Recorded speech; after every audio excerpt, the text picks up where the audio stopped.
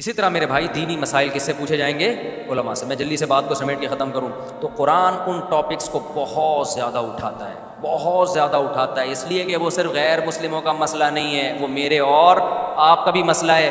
ہم کہتے ہیں کہ اللہ ہے، عملی زندگی میں ہم اللہ کو نہیں مانتے. ہم کہتے ہیں کہ ایک اللہ ہے، لیکن ذرا سا کوئی عامل ہمیں کسی اور چیز پہ ڈال دے نا تو ہم اس پہ لگ جاتے ہیں. زبان سے ہم کہتے ہیں آخرت کو مانتے ہیں، عمل سے لگتا ہے آخرت کو نہیں مانتے. تو دنیا کی اتنی ٹینشن لے رہا ہے، اس کا مطلب کیا ہے کہ وہ دنیا کو مسافر خانہ سمجھ ہی نہیں رہا.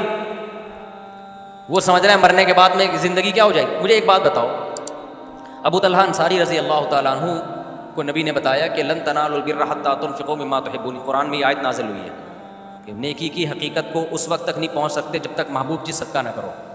وہ لوگ سمجھتے تھے کہ جنت برحق ہے، ہم اللہ کو کچھ دیں گے تو اللہ آخرت میں بڑھا چڑھا کے دے گا. حضرت ابو طلحہ یہ آیت نازل ہونے کے بعد آئے، عرض کیا یا رسول اللہ، اللہ نے یہ فرمایا میرا پورا باغ صدقہ. یار کہ کسی میں جگر ہے آج؟ باغ سورس آف انکم تھا، سمجھ رہے ہو، پراپرٹی تھی. کیا تھی؟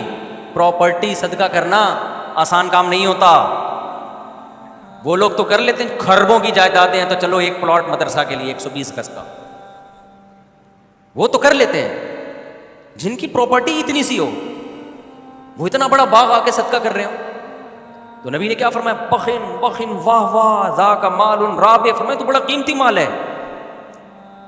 اور ہمارے نبی کا بھی آخرت پر ایمان تھا نا. ظاہر ہے آپ تو ایمان لوگوں کے دلوں میں ڈال رہے تھے.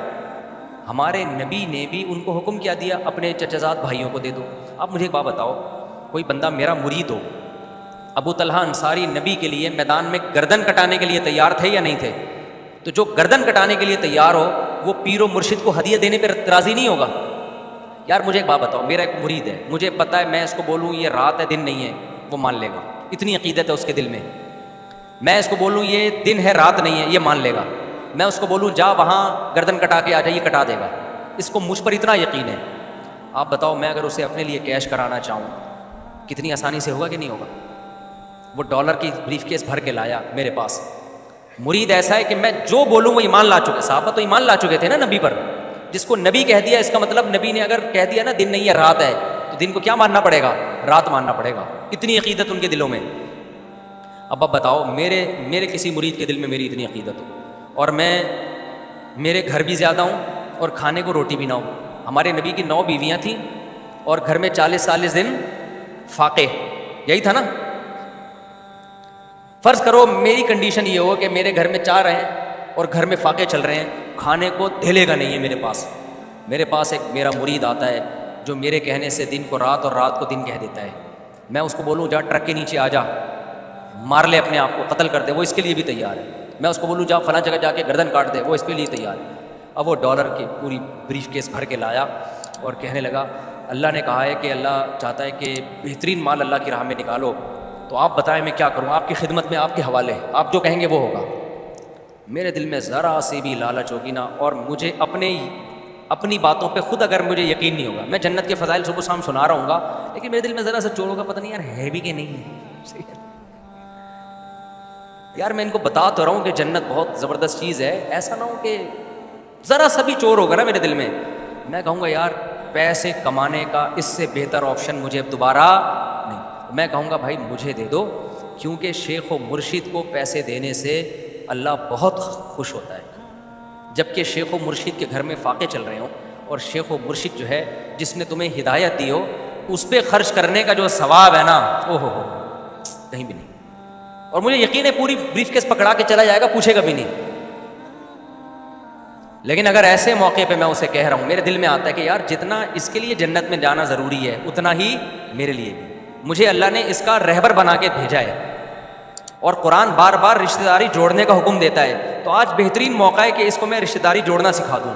تو میں کہوں گا اپنے چچزاد بھائیوں کو دے دو جا کے، تاکہ تمہیں پتہ چلے اسلام میں رشتوں کی کتنی ویلیو ہے. خدا کی قسم محمد صلی اللہ علیہ وسلم نے جو 23 سال میں انقلاب دنیا میں لے کر آئے ہیں نا، یہ سیرت تھی نبی کی جس کو دیکھ کے صحابہ کرام نے ایسی آگ بھری ہے، ان کو یقین آ گیا کہ واقعی جنت برحق ہے. اس لیے کہ جو جنت کے فضائل سنا رہا ہے وہ جنت کا سب سے زیادہ مشتاق ہے اور وہ پریکٹیکلی کر کے دکھا رہا ہے کہ مجھے اللہ کے باتوں پر جتنا یقین ہے اتنا تمہیں نہیں ہو سکتا.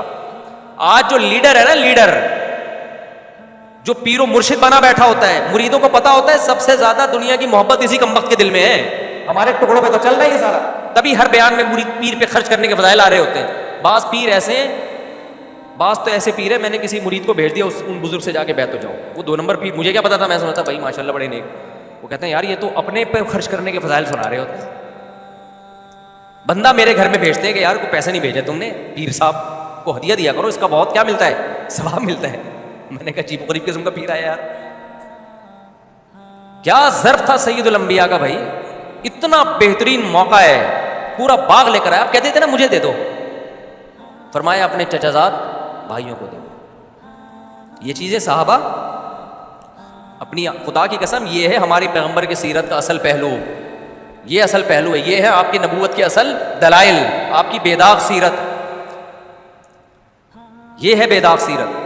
لیڈر جب خود قربانیاں دیتا ہے نا تو پھر قوم بھی قربانیاں دینے کے لیے تیار ہوتی ہے. قوم دیکھ لیتی ہے کہ لیڈر جب اپنا مسئلہ ہوتا ہے تو مسئلے ہی چینج ہو جاتے ہیں، دوسرے کا مسئلہ ہو تو الگ ہی حساب کتاب ہوتا ہے. تو پھر کون کو، آج کل کے لیڈروں میں یہی تو ہے.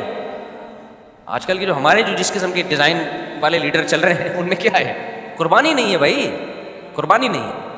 تو کیسا نبی صلی اللہ علیہ وسلم کا آخرت پر ایمان. غزوہ احد میں جب صحابہ کے قدم اکھڑے ہیں، کیسا حملہ ہوا ہوگا نا کہ صحابہ کے قدم اکھڑ گئے، لیڈر کے قدم نہیں اکھڑے.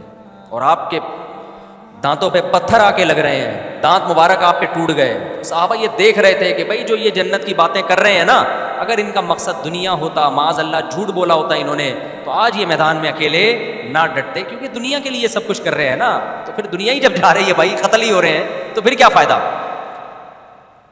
اور یہی حکمت تھی ہمارے نبی صلی اللہ علیہ وسلم نے غربت کو اختیار کیا. اگر آپ دولت کو اختیار کر لیتے وہ بھی جائز تھا، سلیمان علیہ السلام کے پاس دولت نہیں تھی کیا؟ ہمارے نبی نے غربت کو اس لیے اختیار کیا کہ آپ آخری نبی ہیں. آخری نبی نے اپنی طرف اعتراضات کی جو انگلیاں تھیں نا جو آپ کی طرف اٹھ سکتی تھیں، ان تمام اٹھنے والی انگلیوں کا راستہ بند کر دیا. ایسی سیرت کے کوئی اعتراض کر ہی نہ سکے آپ کے اوپر کسی بھی طرح سے. ورنہ آپ دولت بھی تو رکھ سکتے تھے، اللہ نے اختیار دیا تھا اور جائز بھی تھا. صحابہ کرام نے دولت نہیں رکھی، دولت بری چیز ہوتی تو ہمارے نبی صحابہ کو رکھنے دیتے، خود نہیں رکھی. فرمایا فاقوں میں ہی رہوں گا میں، تاکہ کوئی انگلی نہ اٹھا سکے کہ یہ سارا معاذ اللہ آپ نے سیٹ اپ بنایا تھا دنیا کمانے کے لیے. نہ نہ نہ بھائی، ہمارے نبی کی سیرت سے پتہ چلتا ہے اس میں دنیا کی محبت کا کوئی دخل نہیں. ایک اور میں مثال دے کے، ابھی اذان کا ٹائم ہو رہا ہے، میں جلدی سے مثال دے دوں. آپ مجھے بتاؤ، میں اگر کہیں پڑا ہوا ہوں غربت میں، میرے مریدین آئیں اور دیکھیں کہ استاد جی کو تو ہم سمجھتے تھے لینڈ کروزر میں گھوم رہے ہیں، میں سمجھتے تھے ریوو میں گھوم رہے ہیں، اور یہ آج استاد جی کے گھر میں آئے تو نہ بیٹھنے کے لیے صوفہ، نہ چارپائی، کھجور کی چٹائی پہ استاذ محترم بنیان پہن کے لیٹے ہوئے ہیں، اور استاد جی کے جسم پہ اتنے نشانات، پیر و مرشد کے جسم پہ. تو میرا کوئی مرید آئے اور کہے ہائے استاد جی آپ کی یہ حالت، تو میں کیا کہوں گا؟ بہترین موقع ملا ہے، مرید بھی کروڑ پتی ہو. میں کہوں گا یار میرا اسٹائل ہی ہوگا، کیا کریں یار، بس اصل میں بس اسی میں خوش ہیں، اللہ نے دیا ہوا ہے، کیا کہ لوگوں کے سامنے بات تو نہیں پھیلائیں گے نا. مانگنے کا پھر یہ اسٹائل ہوگا نا کہ یار اب آپ دیکھو، اب میں کیا، میں بھیک مانگوں، بس ہے جو ہے مجبور ہے. تو وہ لے گڈی نکال کے دے گا، اچھا مجھے تو پتہ چل گیا، یہ رکھیں آپ، یہی ہوگا نا. ہمارے نبی کے ساتھ ایسا نہیں ہوا. حضرت عمر نے جب نبی کو دیکھا کہ گھر میں تو کچھ بھی نہیں ہے، تو ہمارے نبی کہہ سکتے تھے کہ عمر میں لوگوں کو اپنی حالت کیا بتاؤں بھائی، کچھ بھی نہیں ہے، مجبوری میں اب گزارا کر رہے ہیں، میں لوگوں کو منع کرتا ہوں بھیک نہ مانگو، لوگوں کے سے ہاتھ نہ پھیلاؤ، اللہ سے مانگو. تو میں اب کیا، میں بھی تو اب اللہ سے مانگوں گا. تو حضرت عمر جاتے ابو بکر عثمان کو لے کے آتے، بھائی اب تعاون کریں. نبی نے کیا فرمایا؟ فرمایا عمر میں تو تجھے بڑا عقل مند سمجھتا تھا، ہے بھائی تو میری حالت پہ ترس کھا رہا ہے، کیا تجھے پتہ نہیں ہے دنیا مسافر خانہ ہے؟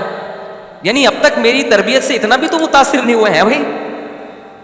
ایک بات کب سے سمجھا رہا ہوں، مسافر خانہ ہے، مر کے یہاں سے جانا ہے، تو عمر تجھ میں تو مجھے ترس کیوں آ رہا ہے؟ آخرت ہے بھائی ہمارے لیے. اگر یہ سوچ کے ترس کھاتا ہے کہ کتنی آزمائشیں نبی پر آئیں گی، سمجھ میں آتا ہے بھائی اس پہ کہ میرے پاس پیسہ نہیں ہے، اس پہ تم مجھ پہ ترس کھا رہے ہو. عمر تجھ سے یہ توقع نہیں تھی. یہ اس کی علامت ہے کہ بھائی جو پیغام لے کر آئے ہیں نا اس پہ قائم ہے. سمجھتے نہیں ہو بات کو، جب نہیں پڑھو گے رات کو تو نہیں سمجھو گے. اللہ تعالیٰ عمل کی توفیق